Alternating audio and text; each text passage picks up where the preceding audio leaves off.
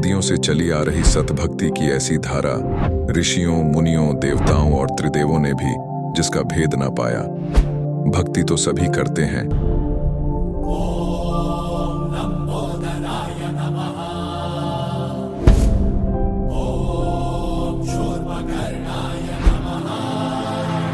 और हरदम यह सोच रहती है कि रहने के लिए आलीशान घर हो, घूमने के लिए बड़े बड़े पार्क हो, खाने पीने के लिए स्वादिष्ट भोजन हो, हम कभी बीमार ना हो, कभी दुखी ना हो और कभी भी ना मरे।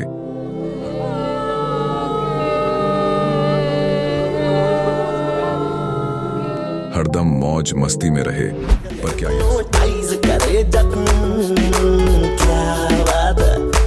पर क्या यह संभव है? हम सब इतनी भक्ति करते हैं, व्रत करते हैं, श्राद्ध निकालते हैं, कावड़ लेकर आते हैं, बोले बोले, बोले, अरे बोले बोले, बोले। मंदिरों में जाकर मूर्ति पूजा करते हैं,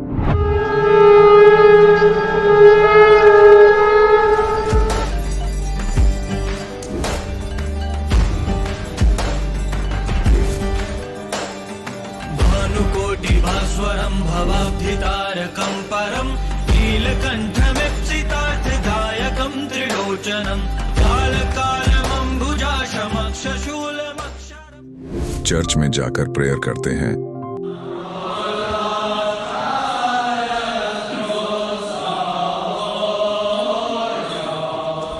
मस्जिद में जाकर नमाज अदा करते हैं,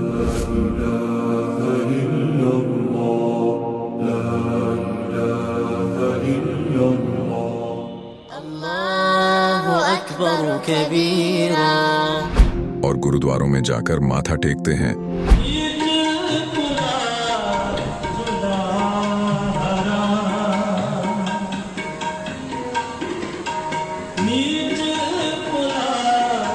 फिर भी दुखी क्यों है? लेकिन क्या आप जानते हैं वो कौन सी भक्ति है? वो भक्ति जिसने मीरा को जहर से बचा लिया, ध्रुव और प्रहलाद की रक्षा की, अंधे को आंखें और बहरे को कान दिए, कोढ़ी को काया दी, दुखियों को सुखी जीवन दिया, मरने वाले को जीवन दान दिया और लाइलाज बीमारियों को दूर किया। जब संत रामपाल जी महाराज जी से दीक्षा ले ली थी, उसके बाद जब उनका कुछ विद इन मंथ कैंसर में राहत मिली। जैसे हम लोग परमात्मा का आदेश आया, हम लोग हॉस्पिटल गए और ऑपरेशन कराया। भगत जी 1 रुपया का भी दवाई माता जी को खाना नहीं पड़ा, और जो डॉक्टर कैंसर है बताते थे, वही डॉक्टर के मुख से हमने ये सुना भगत जी कि ये चमत्कार कैसे हो गया। तो हॉस्पिटल में दिखाया तो कैंसर घोषित कर दिया डॉक्टर ने यहाँ। तो फिर इसके इलाज के लिए घूमे, इलाज भी नहीं हुआ, तो फिर घर पे थक के बैठ गए। कैंसर के लिए जिंदल हॉस्पिटल में रहा, उसके बाद सपड़ा हॉस्पिटल में रहा, उसके बाद जयपुर को दिखाया, उसमें कोई इलाज नहीं हुआ। संत रामपाल जी महाराज जी ने चरणामृत प्रसाद दिया और आशीर्वाद दिया और भक्ति ज्ञान दिया, और उसके बाद मैं तंदुरुस्त हूँ। हर दिन में अपना सब कुछ खाता हूँ, मुझे कोई समस्या नहीं। मेरे को बीमारी ये थी सर कि ब्लड ट्यूब में मेरे को एक प्रकार का पस आ गया था और इन्फेक्शन हो गया था। उस इन्फेक्शन को डॉक्टर लोग वो कह रहे थे कि इसमें आपको ऑपरेशन करना पड़ेगा। आश्रम पहुंचने में परमात्मा का नामदान लिया और जो उन्होंने मुझे उपदेश दिया, उस उपदेश देने के बाद उन्होंने आशीर्वाद दिया। आशीर्वाद देने के बाद तत्क्षण में मेरा ये रोग वहीं के वहीं दर्द बिल्कुल ठीक हो गया। भक्ति सभी करते हैं, लेकिन उपरोक्त लाभ सिर्फ सतभक्ति से ही प्राप्त होते हैं। आज भी सतभक्ति करने वाले हजारों लाखों लोगों को शास्त्र अनुसार भक्ति का अद्भुत अनुभव प्राप्त हो रहा है। आइए जानते हैं ऐसे ही लाखों श्रद्धालुओं में से एक सतभक्ति करने वाले इस श्रद्धालु का अनुभव। नमस्कार जी। नमस्कार जी। क्या नाम है जी आपका? जी मेरा नाम मिसिज सुमन दैया है। सुमन जी कहाँ से हैं आप? मैं गांव जरोट, जिला सोनीपत, तहसील खरखोदा से हूँ जी। संत रामपाल जी महाराज से नाम दीक्षा आपने कब ली? बंदी छोड़ सतगुरु रामपाल जी महाराज जी से नाम दीक्षा मैंने 8 सितंबर 2008 को ली जी। अभी तक क्या क्या भक्ति साधनाएं की हैं आपने? कृपया हमारे दर्शकों को बताएं। नाम दीक्षा लेने से पहले मैं संतोषी माता की भक्ति किया करती थी, और गुड़गांव में शीतला माता है, वहाँ भी जाया करती थी, और गांव में एक लाल बाबा है, वहाँ भी पूजा किया करते थे, लेकिन उन पूजाओं से मेरे को कोई भी लाभ नहीं हुआ। क्या लाभ चाहिए था आपको? मेरा छोटा बेटा बहुत बीमार रहता था। मैं उसी की टेंशन में लगी रहती थी कि कहीं से इसको आराम हो जाए, कहीं से आराम हो जाए, लेकिन इसको कहीं भी आराम नहीं हो रहा था। क्या परेशानी थी आपके बेटे को? मेरा बेटा जब 1.25 महीने का था तो उसको दौरे पड़ते थे। दिन में 3 बार 4 बार ऐसे दौरे पड़ा करते थे। मैं 3-4 बार उसको मेडिकल में लेके जाती थी। यहाँ सोनीपत में मित्तल हॉस्पिटल है, वहाँ भी मैंने दिखाया, दिमाग का टेस्ट भी उसका करवाया। जब 1.25 महीने का था तो उसकी रीढ़ की हड्डी का पानी भी निकाल लिया था डॉक्टरों ने, लेकिन उसकी बीमारी का कुछ भी पता नहीं लग रहा था। और मैं इतनी ज़्यादा परेशान हो गई थी कि इन देव देवताओं की भक्ति करके, भूतों को पूज के, मंदिरों में जाके मैं बहुत परेशान हो गई थी और नास्तिकता की तरफ मैं चली गई थी। भगवान में विश्वास मेरा बिल्कुल भी नहीं रहा था। मेरी यूट्रस में प्रॉब्लम थी और मेरे से बैठा नहीं जाता था, नहीं मैं वजन उठा सकती थी। मेरे गर्दन में सर्वाइकल था, ना वो कहीं ठीक हो रहा था। मेरी डिस्क में भी प्रॉब्लम थी, वो भी कहीं ठीक नहीं हो पा रही थी। मैं इन परेशानियों को बहुत ज़्यादा झेल कर तंग आ चुकी थी और देव देवताओं से मेरा विश्वास बिल्कुल उठ चुका था। तो फिर संत रामपाल जी महाराज जी के बारे में आपको कैसे पता लगा? संत रामपाल जी महाराज जी के बारे में मुझे ऐसे पता लगा, मेरे पति आर्मी में जॉब करते थे तो वहाँ उन्हें एक भगत मिला था, मंजीत नाम था उनका। उन्होंने उनको ज्ञान गंगा बुक दी और परमात्मा संत रामपाल जी महाराज जी के बारे में उनको ज्ञान समझाया। वेदों में ये लिखा है, कबीर परमात्मा पूर्ण भगवान है ये, और हमारे गीता में भी प्रमाण है, वेदों में भी प्रमाण है। उन्होंने सीडी भी दी उनको, तो भगत जी ने बुक भी पढ़ी और सीडी भी देखी, तब परमात्मा का उन्हें ज्ञान हुआ। 3 महीने में उन्होंने परमात्मा का पूरा ज्ञान समझ लिया और जब वो घर पर आए उन्होंने बताया कि ऐसे ऐसे पूर्ण परमात्मा संत रामपाल जी महाराज जी के रूप में आए हुए हैं, हम उनसे नाम दीक्षा लेंगे तो हमें बहुत सारे लाभ हो सकते हैं, हमारा बेटा भी ठीक हो सकता है। तो फिर संत रामपाल जी महाराज से नाम दीक्षा लेने के बाद क्या आपकी परेशानियां ठीक हुई?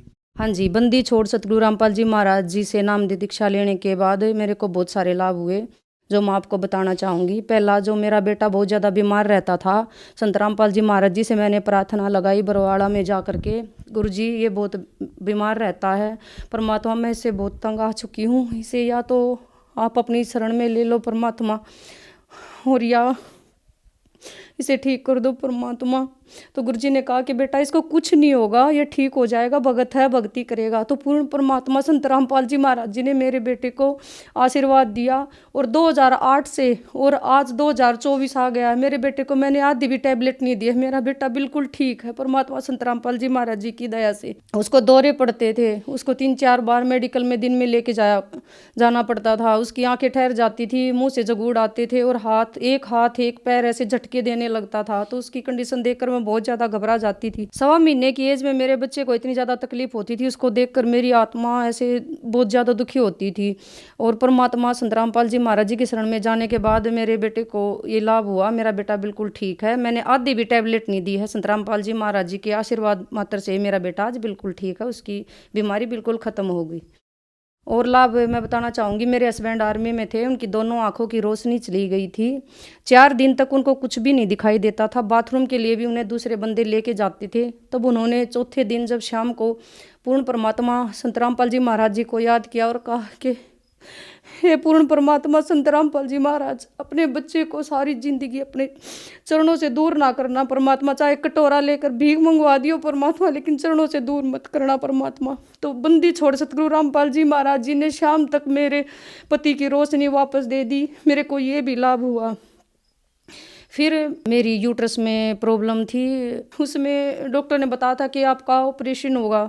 मैंने बंदी छोड़ सतगुरु रामपाल जी महाराज जी से प्रार्थना लगाई, परमात्मा ऐसे ऐसे डॉक्टर ने बताया कि ऑपरेशन होगा। परमात्मा ने कहा बेटा कोई दिक्कत नहीं है, परमात्मा की भक्ति करो, सब ठीक हो जाएगा। और परमात्मा संत रामपाल जी महाराज जी की दया से मेरे को वो भी लाभ मिला। जो मेरा छोटा बेटा है वो पोस्टर की सेवा में गया हुआ था, उसकी आँख में एलपी की छींट चली गई थी। एक छींट बाहर की तरफ लगी और एक आँख में चली गई। जो बाहर की तरफ लगी उसमें तो चेहरा जल गया, और जो आँख के अंदर चली गई थी वो परमात्मा संत रामपाल जी महाराज जी से प्रार्थना लगाई कि परमात्मा आपका बच्चा है, ऐसे ऐसी सेवा में गया हुआ था, आँख में छींट लग गई। परमात्मा ने कहा कोई बात नहीं बेटा, बेटा ठीक हो जाएगा, 2 दिन सेवा में आ जाएगा, परमात्मा दया करेंगे। 2 दिन की सेवा में बेटा गया, परमात्मा की दया से मेरा बेटा बिल्कुल ठीक है, आँख में कोई भी प्रॉब्लम बिल्कुल भी नहीं है, वो बिल्कुल ठीक है। एक बार एक लाभ और बताऊंगी मैं आपको। हम सोनीपत से आ रहे थे, मेरे हस्बैंड और मैं, तो पीछे से वैन आ रही थी, वैन ने ऐसी टक्कर मारी कि हमारी बाइक उरली साइड से सड़क के परले साइड जाकर गिरी। मैं बेहोश हो गई, मेरे को कुछ नहीं पता कि मेरे को किसने उठाया।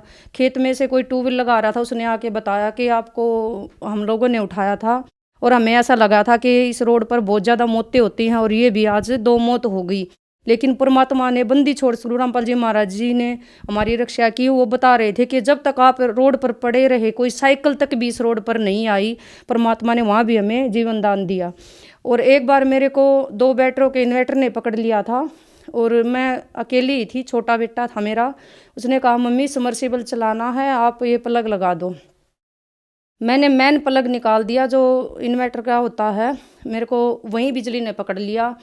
और परमात्मा ने उस बेटे को चौखट के बाहर ऐसा बांध दिया जैसे अंदर आने ही नहीं दिया।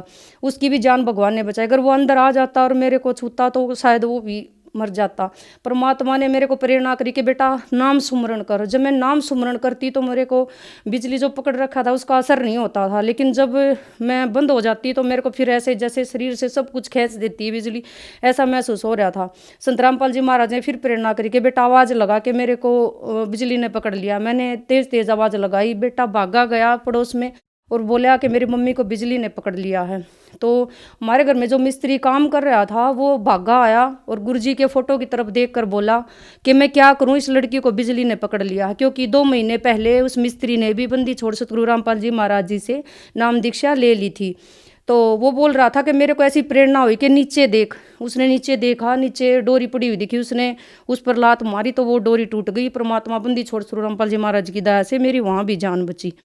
और 2 बार मैं जिन्ने में से गिरी, मेरे को पता ही नहीं चला मैं कैसे गिर रही हूँ। बंदी छोड़ श्री रामपाल जी महाराज जी ने वहाँ भी मेरी जान बचाई। ऐसे ऐसे बहुत सारे लाभ हैं। मैं आप कैमरा पकड़े पकड़े थक जाओगे, मैं सुबह से शाम तक अगर परमात्मा बंदी छोड़ श्री रामपाल जी महाराज के लाभ गिनाने शुरू करूँ तो नहीं गिनवा सकती। पूर्ण परमात्मा ने इतने लाभ हमें दिए हैं जी। एक बार मेरे को बहुत ज़्यादा चक्कर आ रहे थे, 1:45 बजे रात को। मेरे को ऐसा लगा जैसे तेरी जान ही निकल गई है, मेरे हाथ पैर में जान नहीं थी। मैंने टेस्ट करवाया तो बताया कि आपके दिमाग में पानी है। तो डॉक्टरों ने बताया कि ये पानी कल जाकर कैंसर भी बन सकता है, तो आप दिमाग की जो टेस्ट करते हैं डॉक्टर, दिमाग वाले डॉक्टर को दिखाओ। तो मैंने मानसरोवर हॉस्पिटल है रोहतक, मैंने वहाँ दिखाया। तो डॉक्टर ने बताया, ऐसा लग रहा था जैसे वहाँ डॉक्टर नहीं मेरे बंदी छोड़ सतगुरु रामपाल जी महाराज जी आ गए हों। बोला कहाँ पानी नहीं होता शरीर में, कोई गोली दवाई नहीं खानी है, घर जाओ और टेंशन छोड़ दो, कोई दिक्कत नहीं है।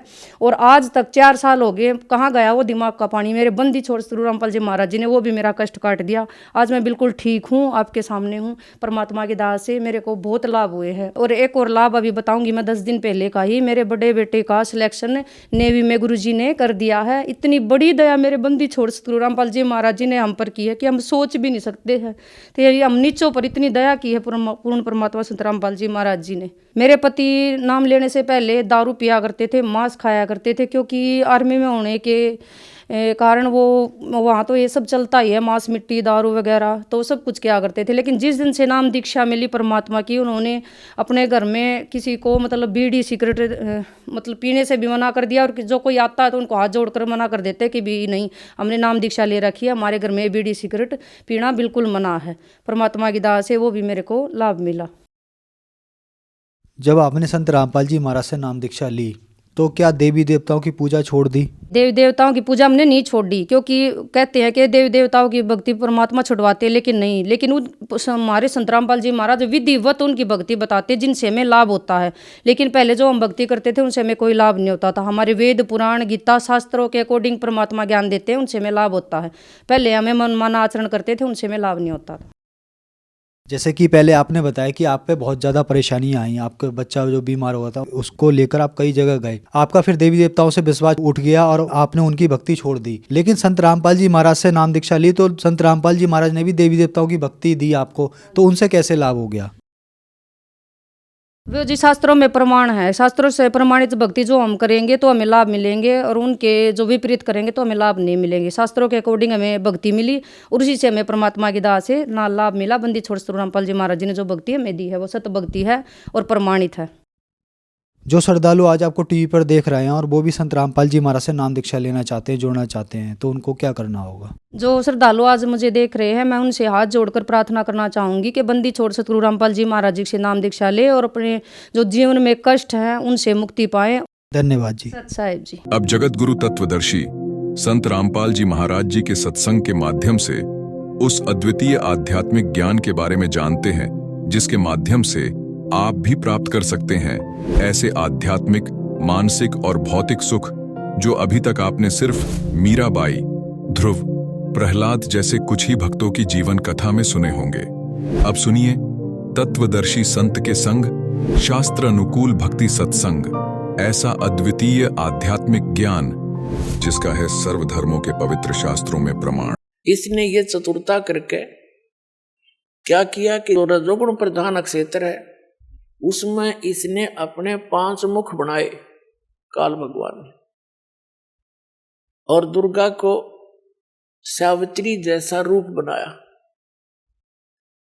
ये दोनों वहां रहे रजोगुण प्रधान क्षेत्र में, और इनके संयोग से वहां जो संतान उत्पन्न हुई वो प्रथम पुत्र ब्रह्मा नाम रखा उन्हें कि इसको हमने नीचे छोड़ना है और ये ब्रह्मा को आओगा कहलाओगा कि वहां की सृष्टि रचयिता।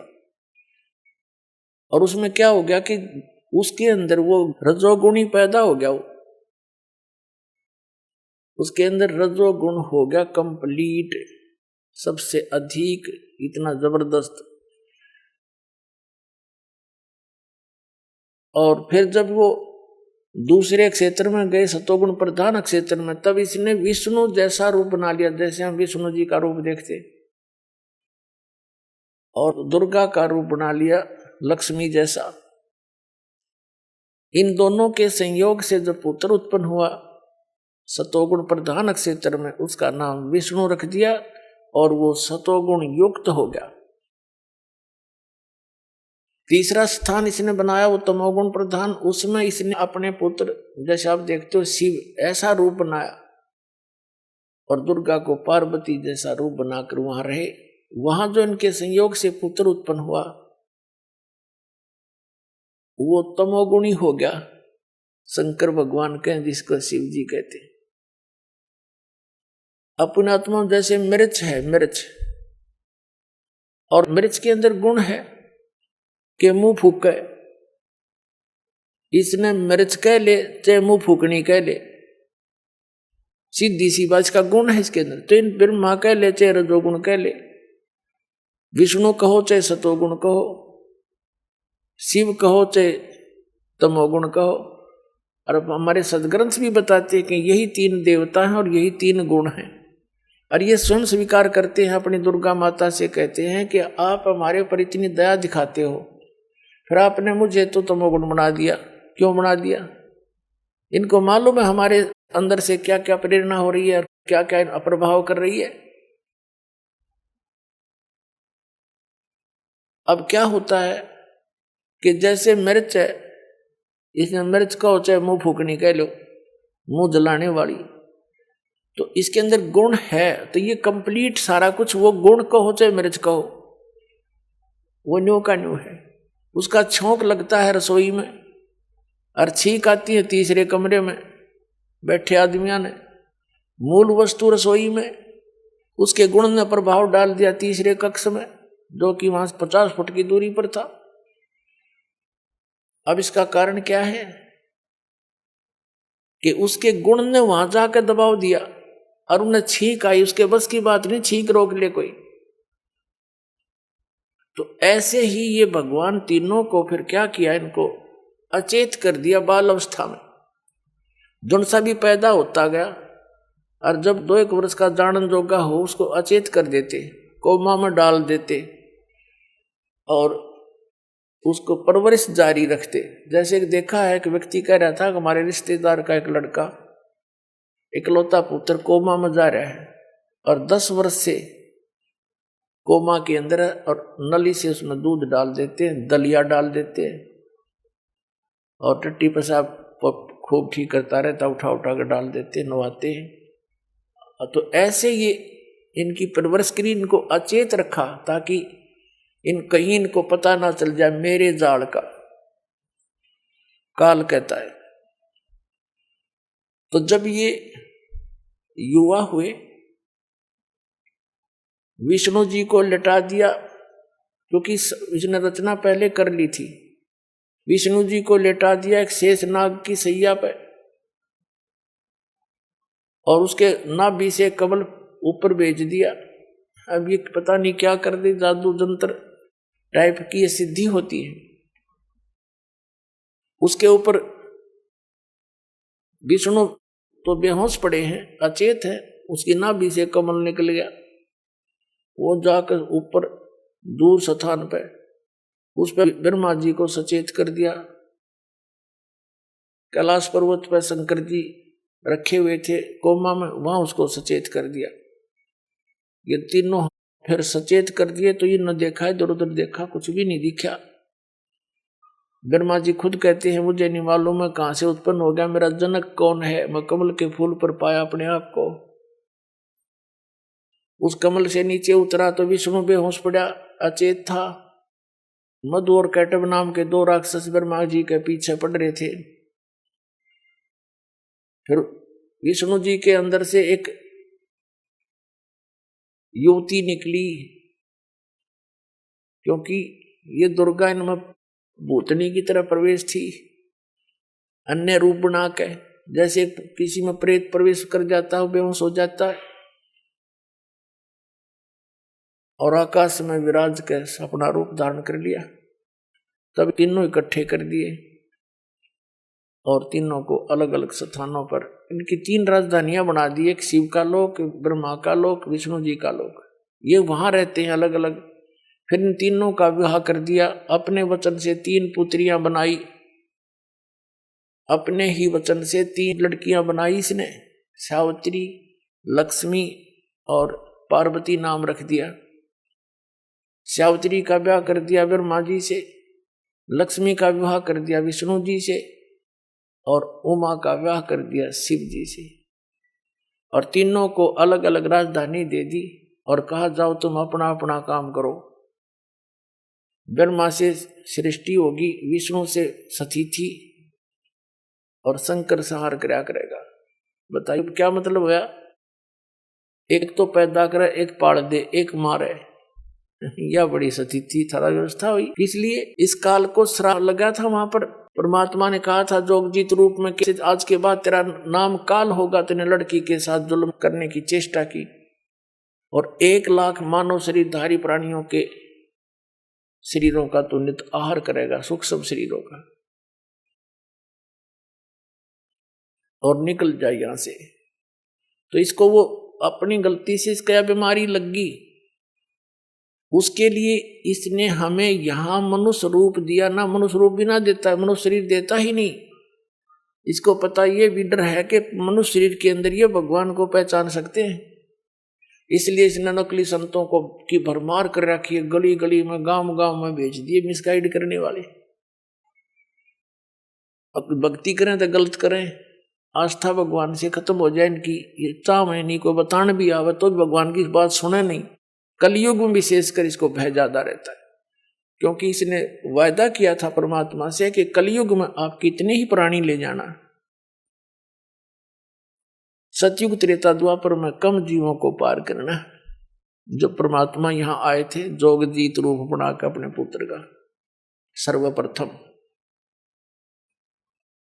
अब आप देखते हो पूरा चीन नास्तिक हो गया। वो पहले बड़े डिवोटी थे, महात्मा बुद्ध के चेले थे, उनके पूर्वज। महात्मा बुद्ध इस काल की फटपेड़ में था, उसको भी काल की फेंट लगी थी। बड़ी पुण्यात्मा था, स्वर्ग से सीधा जन्म मनुष्य का हुआ था। तो जो स्वर्ग से सीधा मानो जीवन प्राप्त कर लेता है एक व्यक्ति, कोई बहुत ही पुण्यकर्मी प्राणी होते हैं, लाखों में एक, करोड़ों में एक, तो वो राजा के घर भी जन्म ले लेता है। राजकाज भी उसको अच्छा नहीं लगता, क्योंकि जिस स्वर्ग का उसको आभास है, जिस सुख का, वो वहां नहीं है। राज भी त्याग देते हैं, हठ योग करते हैं, मनमुखी साधनाएं करते हैं। उनकी पिछले जन्म की भक्ति फिर भी साथ रहती है। जिस कारण से फिर वो वक्ता बन जाते हैं, अच्छा उपदेशी बन जाते हैं। जनता उनको एक अच्छा व्यक्ति महापुरुष जानकर उनके पीछे लग जाती। तो महात्मा बुद्ध जी के द्वारा बताई गई जो साधनाओं से पहले जो महात्मा बुद्ध से नाम लिया, उपदेशी बने, शिष्य बने, वो पुण्यात्मा थे। वो व्यक्ति सारे उस समय अपने सभी पृथ्वी पर तकरीबन, और उनके कार्य अपने आप सरा करते थे। उनके प्रारब्ध के ही कर्म प्रफुल्लित होया करते थे, कोई विशेष कष्ट नहीं था उनको, अच्छी आत्माएं थी। तो वो ये सोचा करते थे महात्मा बुद्ध के द्वारा दी गई साधना से हमें लाभ हो रहा, आगे चल के कर्महीन प्राणी होते चले गए कलयुग में, पिछले पुण्य साथ रहे नहीं, जिस कारण से उन्हीं साधनाओं को करते करते उस पूरे चीन में किसी को लाभ नहीं हुआ, सब ने लाभ होना बंद हो गया। तो सब नास्तिक हो गए कि कोई भगवान नहीं कहीं पर, छोड़ो इसको, फंड है ये। और काल ये चाव है कि नास्तिक हो जा, अब वहां कोई जिक्र करो भगवान का, चर्चा भी ना चालन दे, ऐसे बना दिए वहां पर अपने आत्माओं। जैसे ये राधा स्वामी पंथ, अरे सच्चा सौदा सरसा और जगमालवाड़ी वाला पंथ, डेरा, और ये जितने भी इससे संबंधित ब्रांच हैं, जनोद वाला, जय गुरुदेव, मथुरा वाला, या और ठाकुर जी, जितने ये सारे, और ये निरंकारी, अरे आसाराम, अरे सुधांशु जी जैसे, अरे ब्रह्म ऋषि को आवे, कुमार स्वामी, इनका का पता नहीं। ये पुण्यात्मा, अच्छी अच्छी आत्मा इनके पास जाती है, उनका इत्तेफाक से अपना संस्कार कोई अच्छा आ जाता है, नियमत ये बन जाते हैं। जितने सुख ये बताते हैं ना इनके चेले, इतने तो हम पहले भी प्राप्त किया करते, साला सर जाया करते, हनुमान के पुजारी थे, और कुछ भी मंत्र नहीं करते थे, इन्हें को जो मिल गया वो मंत्र कर लिया। ये था हमारा पूर्व जन्म का संस्कार फल रहा था। हम सोचा करते हनुमान जी कृपा करें, हनुमान जी क्या की कृपा करें, वो आप भगत थे। तो पुण्यात्माओं, इनको काल ने इसे काम ला रखा कि इन तक फिर कुछ समय के बाद कुछ भी लाभ नहीं होना इन साधनाओं से। और कुछ वर्तमान के जैसे महापुरुष हैं, संत हैं, इनकी अपनी पुण्य कमाई पिछले जन्म की घनी हो है इनके साथ, और इनके वचन आशीर्वाद से छोटी मोटी राहत इनको मिल जाएगी, और उनके टैर की हवा कम हो जाएगी, दूसरा में डल जाएगी थोड़ी थोड़ी, ना वह काम करने जोगे ना वो रहेगा कितने जोगा। तो ये कुछ दिनों के बाद पूरा भारतवर्ष भी नास्तिक हो जाना था, यदि आज यह कृपा दाता की आपके ऊपर ना होती। तो आज का जो उद्देश्य सत्संग का, तो पुण्यात्माओं, आप अपनी गलती से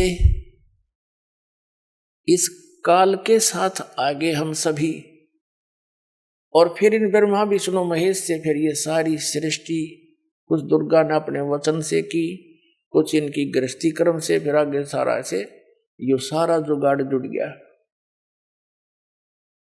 अब इसने बुला दिया भगवान को, ये स्वयं भी गुप्त रहता, इसने कसम खा रखी है, प्रतिज्ञा कर रखी है दुर्गा से कि मैं कभी किसी के समक्ष नहीं आऊंगा, और मेरा भेद मत बता दिया, ना तेरी खैर नहीं है। या इससे बहुत डरती है, क्योंकि इसका कोई और संरक्षक रहा नहीं, अपने पिता ने छोड़ के हम सारे आगे, तो हमारा कोई वाली वारस नहीं है। ये हमारे साथ कुछ भी करे, कितना ही कष्ट दे, ये खुद बन बैठा है यहाँ का संचालक। अब क्या क्या हो रहा है आपके साथ, आपको पता नहीं। आपने ये एक परंपरा मान ली, विधान मान लिया कि ऐसा सभी के साथ हो रहा है तो होएगा। वो तो बात ठीक है, होगा तो होएगा, ना मानोगे तो भी होएगा। अभी तक तो ज्ञान नहीं था कि इसका कोई समाधान भी है, अब पक्का ज्ञान हो गया हमें कि इसका 100% समाधान है, बहुत आसान है। वो कैसे है? इस दास के पास आओ, चाहे पूरा विश्व आ जाए, और ये सत्य ज्ञान प्राप्त करो। आपके बच्चों को भी इस मार्ग से जोड़ो। यदि आप पिता हो, माता पिता अपने बच्चों के लिए अपना सारा जीवन न्यौछावर कर देते हैं उनको सुखी देखने के लिए। जिस माता पिता को ये ज्ञान हो जा, तो फिर वो अपने बच्चों को इस तो बाहर नहीं रहने देगा। जैसे सर्दी गिर रही हो और माता पिता को पता चले, आंखें खुले रात्रि में, और बच्चे ने रजाई एक तरफ कर रखी हो, पैर पूर मार के, तो उठ के जब उड़ाओगे उनको रजाई के और चारों तरफ से दाब देंगे कि सर्दी ना लग जाए बच्चे को, बेटी को, बेटे को। तो पुण्यात्मा, जिस माता पिता ने दीक्षा ले ली उसने तो रजाई ओढ़ ली, काल की सर्दी लग गए को ना, उस पर तो दुख का असर हो नहीं। और बच्चे बगैर रजाई के बैठे और उसी सर्दी में उसे घोर स्थान पर, भयंकर स्थान पर। तो अगर जिस दिन आपको ज्ञान होगा अपने बच्चा ने भी रजाई उड़ाओगे, चाहे अपनी भी उतार के उड़ानी पड़ जाए, तो अपनी उतार के उड़ाने में भी कोई समझदारी नहीं, आप नमूनिया हो जाएगा। लेकिन बच्चों को भी रजाई की व्यवस्था अवश्य करेगा। तो यही आपसे प्रार्थना है कि अपने बच्चों को, ये बहुत पुण्यकर्मी प्राणी आपके घर में जन्म लेने लग रहे हैं। अब ये जितनी भी आत्मा आपके घर पाएंगी उपदेश के बाद, उपदेश से पहले भी आई है, वो भी अच्छी आत्माएं हैं, क्योंकि मानव शरीर मिला है। और उनको भी और आने वाली अन्य संतान को इस परमात्मा की रजाई में जरूर लपेट लेना, इसे बाहर ना रहना। फिर आप जब यहां से जाओगे, आप यहां से जाओगे संसार छोड़कर, इस ज्ञान के आधार से आपकी आस्था इतनी हट जाएगी यहाँ की। अगर आपको कोई स्वर्ग का राजा भी बना होगा ना, आपने नफरत हो जाएगी हृदय से, नो नहीं कहने सुनते हैं, आपकी रुचि ना बने। ये ज्ञान ऐसा दे देगा दास जो परमात्मा ने दे रखा, और सच्चाई के आधार से ये अपना नरक दिखाई देगा यहाँ का राष्ट्रपति, प्रधानमंत्री, ताकि वो अपने कर्म फोड़े कति, दूसरा काम नहीं सारा दिन। और फिर आज तो प्रधानमंत्री राष्ट्रपति और कल न पशु बन खड़ा हुआ। यहाँ तो हम इसकी स्टैच्यू लगा करके, मूर्ति बना करके फूल मालाएं डालते रहते हैं, और बगैर भक्ति के वो गधा बन के सैर सपट्टे कर रहा को मार के यहाँ। तो ये क्या की महिमा है। इसलिए परमात्मा कहते हैं, मन तू सुख के सागर बस रे और नहीं ऐसा यश रे। और ऐसी महिमा यहाँ कुछ भी नहीं है। महिमा चाव है तो वहां बस जा, बस सतलोक चला जा, सीधी सी बात है। उसके जाने का फाइनल फार्मूला, कंप्लीट कोर्स दास के पास दे दिया परमात्मा ने।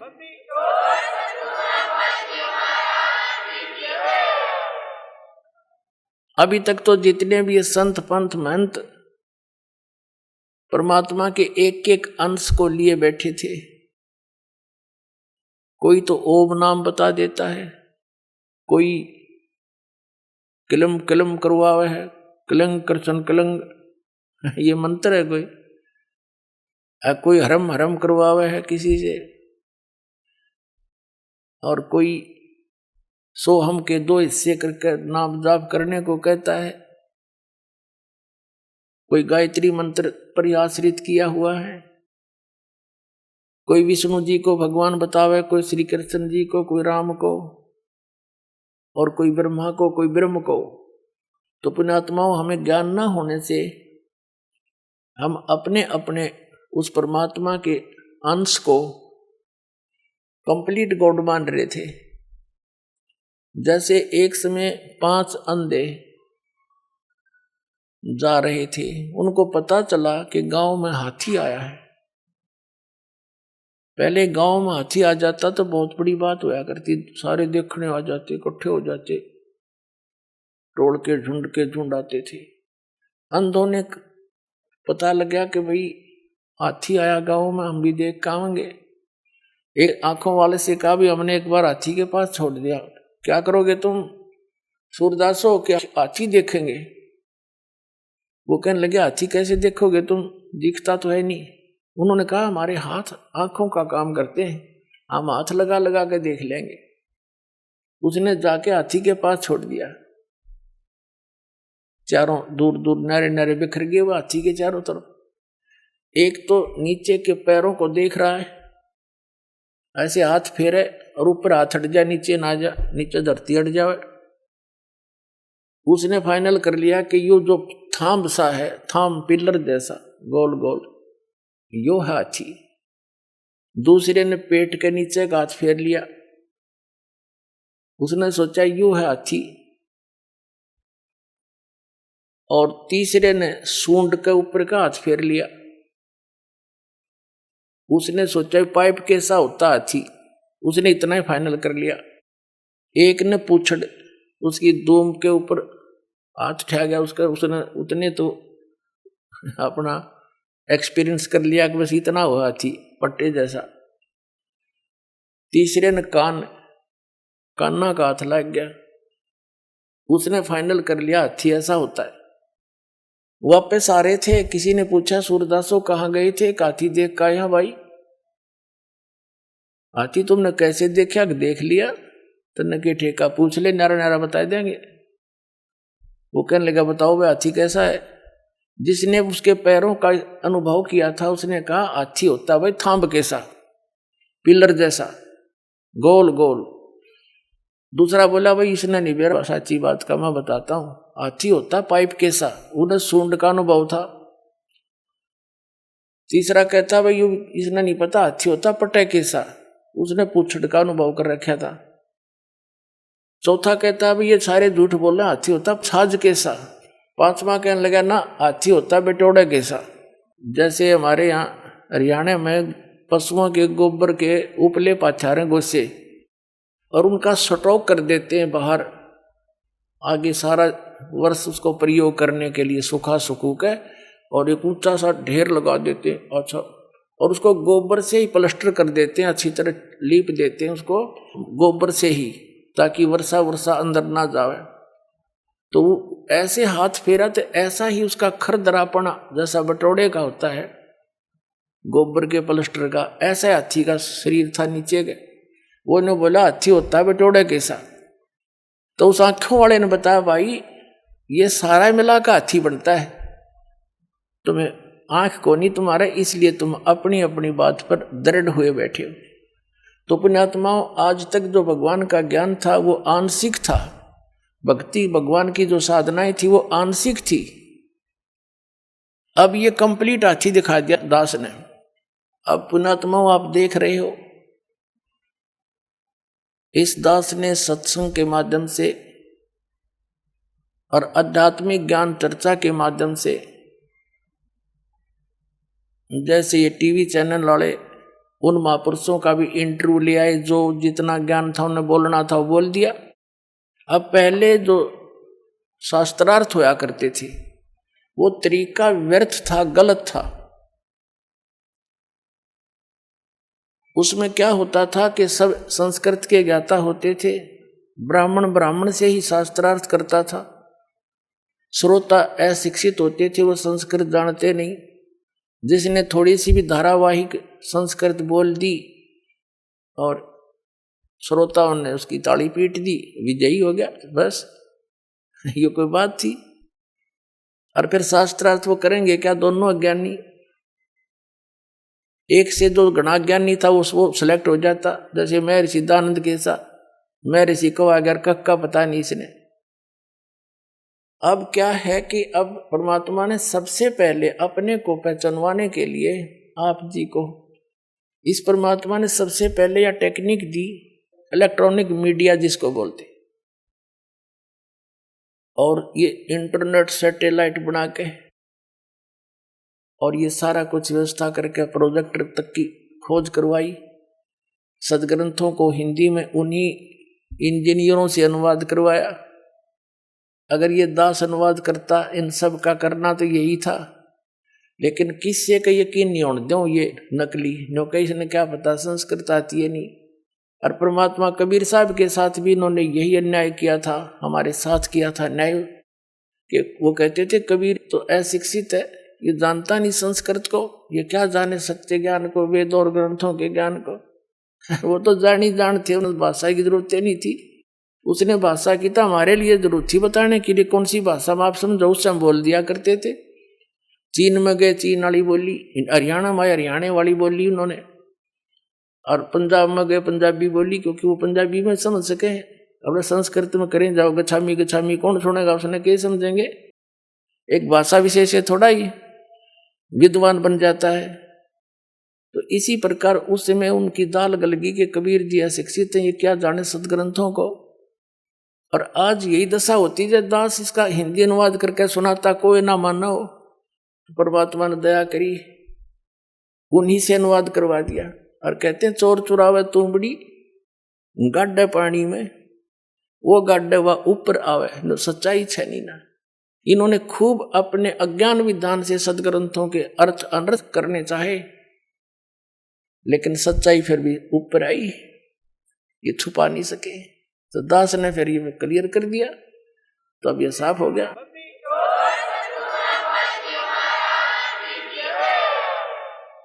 अब ये यूं और कहने लग गया एक आधा जो कति फ्यूज फेल हो लिया, जैसे रांजड़ी वाला मधु परमहंस जी घनी छाती कूटा करता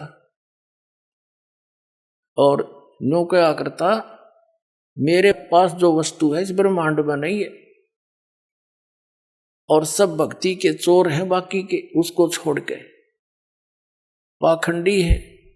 बताओ, एक भक्त अभी अभी 1 महीने से 20 दिन से वो बता रहा था जी, मैं पहले राधा स्वामी पंथ में था, ठाकुर जी महाराज का सीधा चेला था, मैं परिचर था यानी वक्ता था, उनका सत्संग किया करता था, आदेश दे रखा था मेरे को, और मेरे को ये भी आदेश था, दीक्षा भी दिया करता, मैं नाम देता था।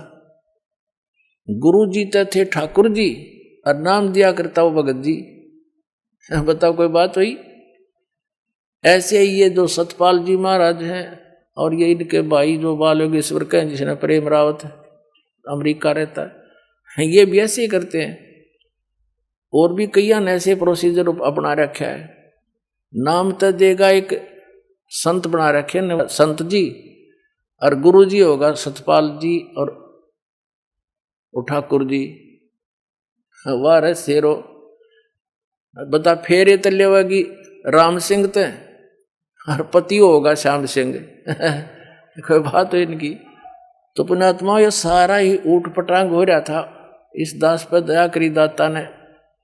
ठीक है, संघर्ष तो करना पड़ा, जेल तक जाना पड़ा। इन अज्ञानियों ने दुनिया को भ्रमित करके रामपाल गुंडा है गुंडा है, नोना बताया 1 नंबर का आदमी है।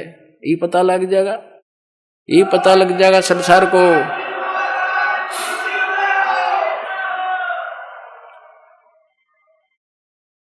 तो इनका वो बता रहा था कि जी मैं वहां से छक लिया,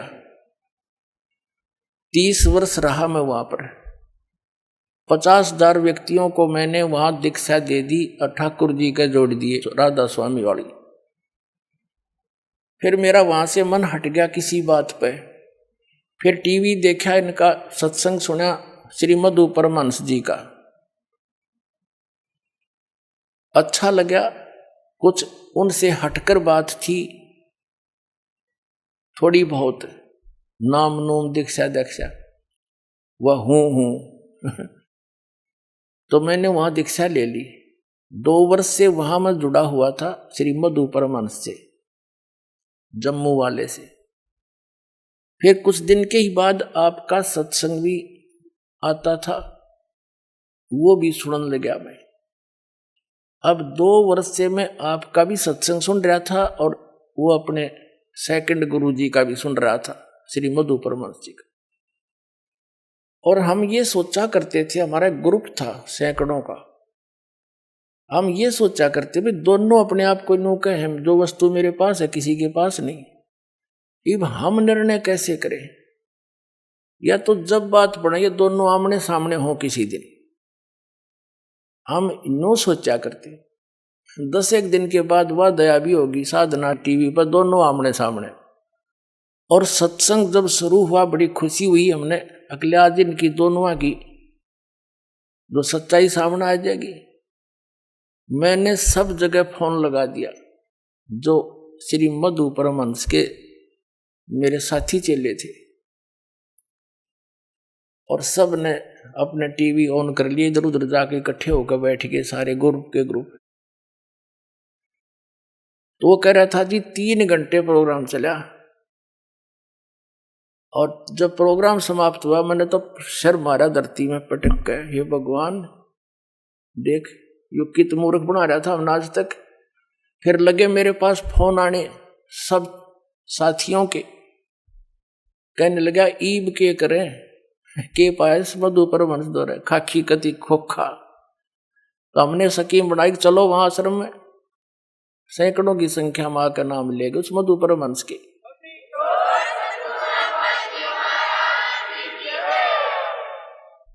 अब वो क्या कहता है कि मैंने आध्यात्मिक ज्ञान चर्चा करी है को नहीं, टीवी पे और सत्संग आता है इसका जी जागरण पे, उस पे एक नीचे हेडिंग लिखने लग रहा है,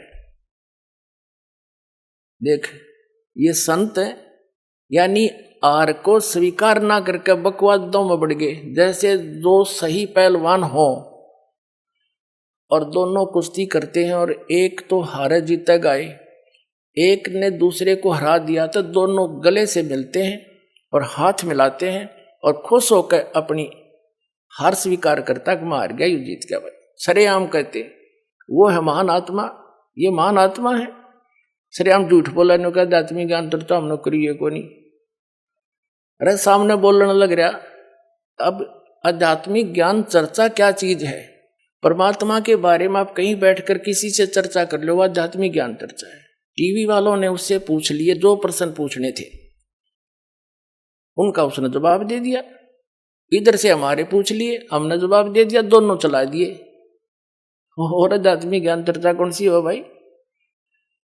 अब इसका सिर घूम गया, अब इन्हें ठिकाना नहीं रहेगा इस पृथ्वी पर, देख लेना। या तो इन्होंने स्वीकार करना पड़ेगा और कहना पड़ेगा अपने चेलों को। एक व्यक्ति कह रहा था, वो नाम ले लिया उसने यहाँ आकर के, उसी का चेला था, वो बोला जी मैंने उनसे फोन पर बात करी उसी दौरान कि महाराज जी से बात कराओ। पहले बात करते थे, फिर बात करनी बंद कर दी। चेला ने उठाया फोन तो वो कहने लगे कि अभी यू के पाया, 4-5 साल मेरे खो दिए तुमने, अरे ये झूठ बोला इंद्री, कोई तो प्रमाण दिखा दो ताकि हमारा दिल डटे, हमें कोई शांति दो। ये 8 कमल बतावे और संत रामपाल ने ये 9वां कमल कबीर सागर में दिखाई दिया, अरे यो 8वां कमल बताओ, शर्त ऊपर सवा हाथ है, किसे गए हाथ मार के देख लो है किते, छोटे में झूठ बोलने लग रहा। वो कहाँ 8वां कमल इसने सपने में भी ना बता। अरे यो 11वां द्वार बतावे, उन्होंने 12वां द्वार सच्चाई के साथ प्रमाणित कर दिया दिखा करके। यो मंत्र कौन से देता है? सतगुरु सतनाम रे कान में, नो कहता है मैंने वही दिए हैं नाम जो परमात्मा कबीर जी ने धर्मदास जी को दिए थे। ये भी बोलता अपने आध्यात्मिक ज्ञान चर्चा में इंटरव्यू के दौरान। और दास ने दिखा दिया कि धर्मदास जी को कौन सा मंत्र मिला था, 2 अक्षर का सतनाम, और किस किस महापुरुषों ने वो 2 अक्षर के मंत्र जाप किया जिनको हम मोक्ष प्राप्त मानते हैं। उनके इतिहास दिखा दिया, उन्होंने भी यही नाम जाप किए थे जो दास आपको प्रदान करता है। वो मंत्र नहीं थे, वो गलत है। अब ये दूसरा आप देखो पुण्यात्मा, दास अभिमान नहीं करता क्योंकि मेरा अपना कोई बनाया हुआ, इसमें कोई योगदान नहीं है, ये गॉड गिवन नॉलेज है, कबीर भगवान का दिया हुआ है। दास को तो इस योग्य उस मालिक ने बना दिया कि तू पहचान इनको, समझ सब सदग्रंथों को। बुद्धि भगवान ही देता पुण्यात्मा। यहाँ का कितना इंटेलिजेंट आदमी हो, एक कंप्यूटर बना के दिखा दो भारतवासी।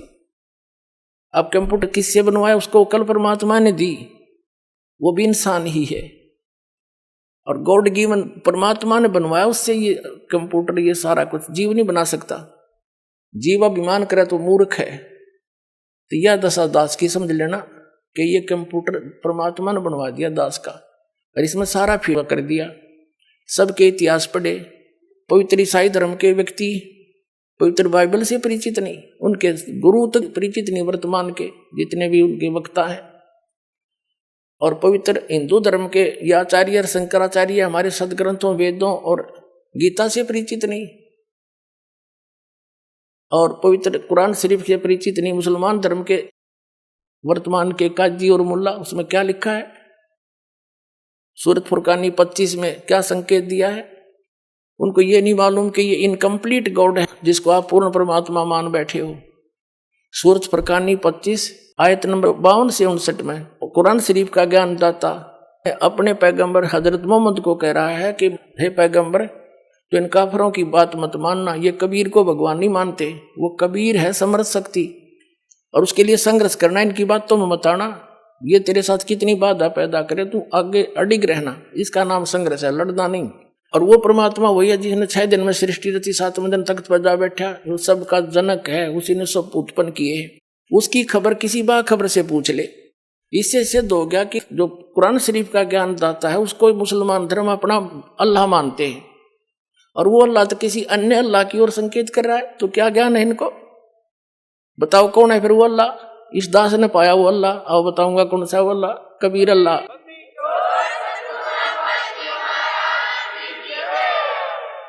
इसी प्रकार पवित्र सिख धर्म के वर्तमान के जितने भी गुरुद्वारे के अंदर या जहां भी पाठी हैं, वो गुरु ग्रंथ साहब के महत्व को समझ नहीं सके।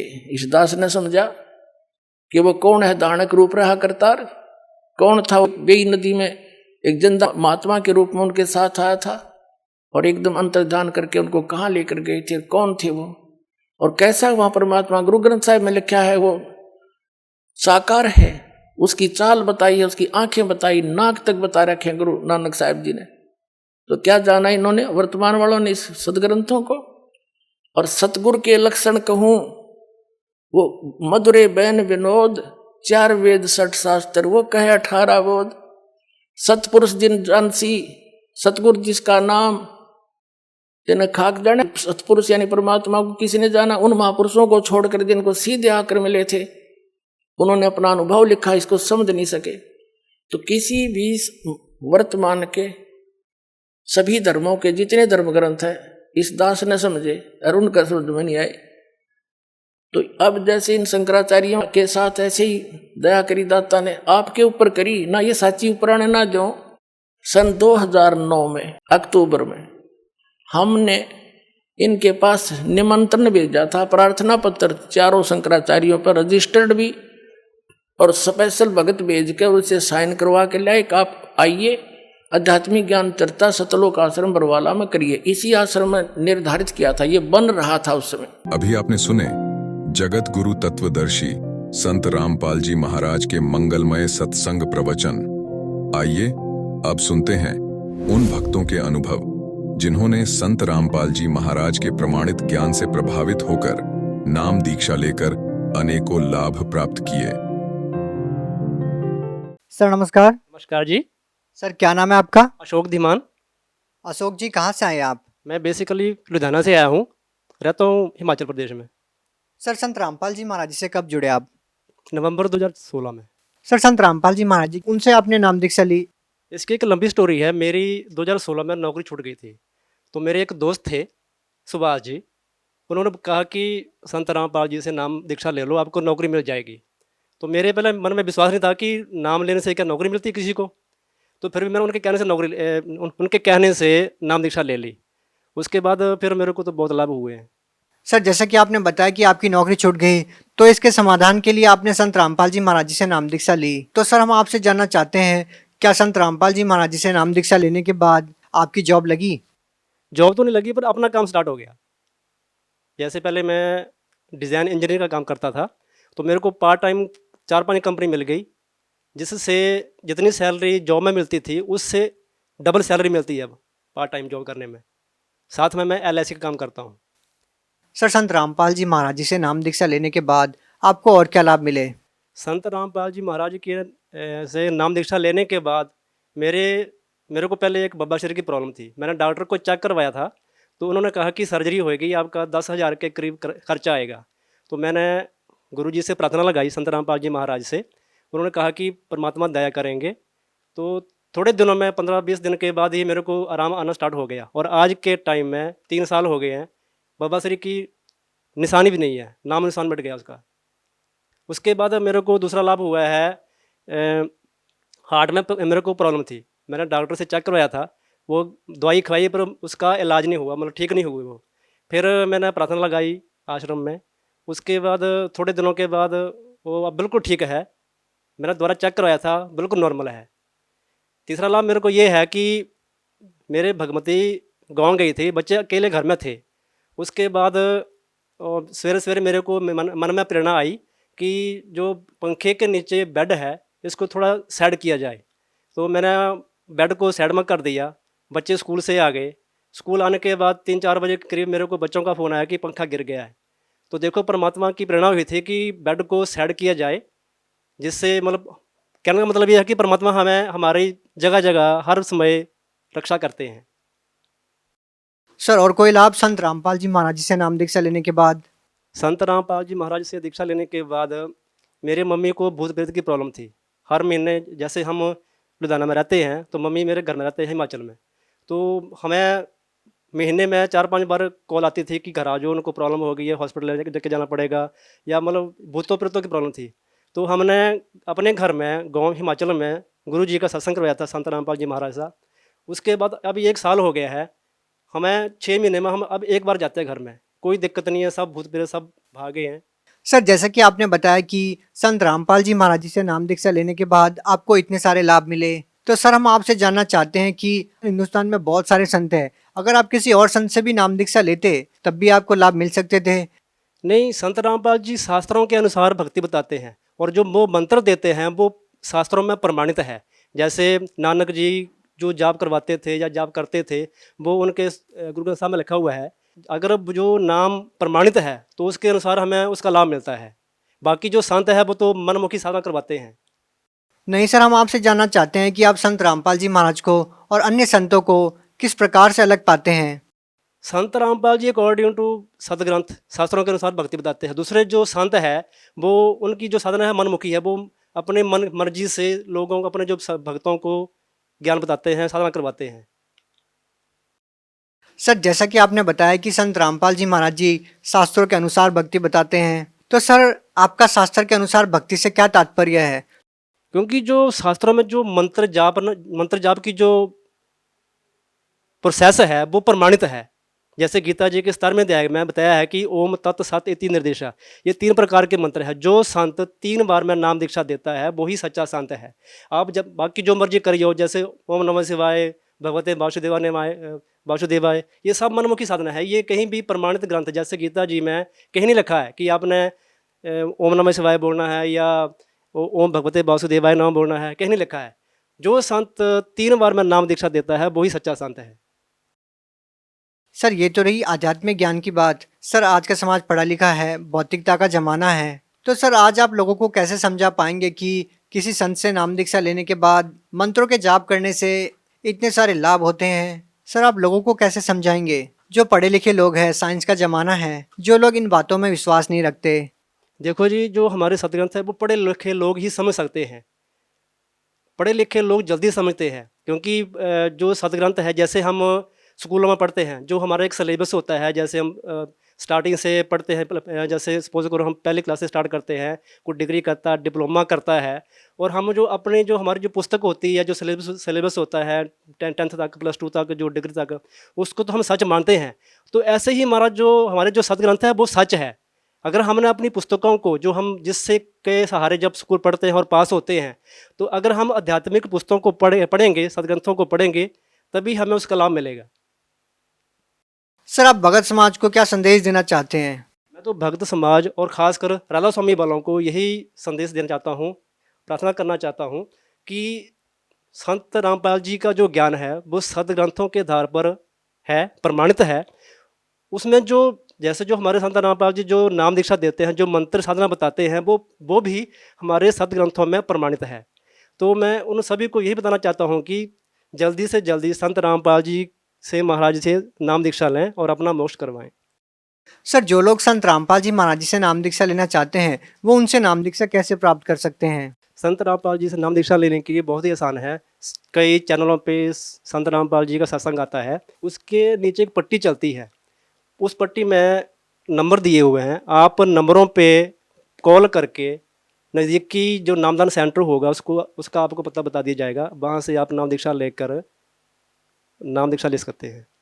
बहुत बहुत धन्यवाद आपका। सत साई।